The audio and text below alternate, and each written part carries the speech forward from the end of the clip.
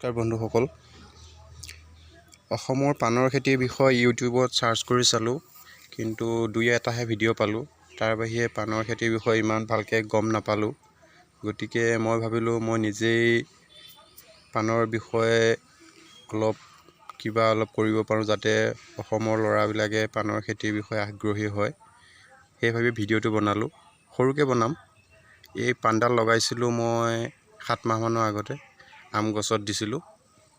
এই প্ৰায় 8 ফুটমান যোৱাৰ পিছত এই ভাল পান ওলাইছে, ভাল পোখা মেলিছে। তলৰ পানখিনি ছিঙি দিলোঁ কেইদিনমানৰ আগতে, বৰষুণৰ আগতে দি পেলাই পানৰ আগকেইটা অকণমান ছিঙি দিলোঁ। এতিয়া চাইডে চাইডে ভাল পোখা মেলিছে। পানখিনি ৰুইছিলোঁ মই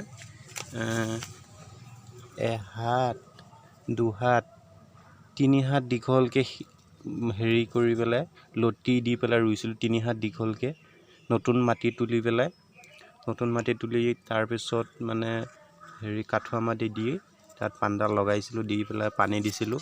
আৰু এটা পানীৰ টিং সৰুকৈ ফুটা কৰি পেলাই থৈ দিছোঁ। বৰষুণৰ পানী পৰিলে তাতে জমা হয়। হোৱাৰ পিছত তাৰ পৰাই নিগৰি পানীটো পানডালে পাই থাকে। আৰু 5 মাহমান যোৱাৰ পিছত মই এয়া খলিহ, যিটো সৰিয়হৰ গুড়া তেল পেৰাৰ পিছত ওলায়, অলপ দূৰে দিছিলোঁ। এইটো 5 মাহমানৰ পিছতহে দিলে ভাল হয়। লগতে দিলে পানবিলাক পচি পেলাই মৰি যায়। আৰু এই বেলেগ সাৰ দিব নালাগে মই জানাত। বাৰু ইমানেই। আপোনালোকে যদি ভিডিঅ'টো চাই ভাল পায় শ্বেয়াৰ কৰিব আৰু মোৰ চেনেলটো ছাবস্ক্ৰাইব কৰিব। নকৰিলেও কথা নাই, জোৰ নকৰোঁ বাৰু। চাই ভাল পালে জনাব কেনেকুৱা পাইছে। পিছলৈ আৰু বনাম, পানৰ বিষয়ে বনাম, অকল পানৰ বিষয়ে ভিডিঅ' বনাম। অসমৰ ল'ৰাখিনিয়ে যাতে পান খেতি ভালকৈ কৰিব পাৰে আৰু পানৰ পৰা কেনেকৈ লাভ হয় সেইটো গম পাব। বাৰু হ'ব দিয়ক, ধন্যবাদ। চাই লওক পানখিনি, ভাল পান হৈছে।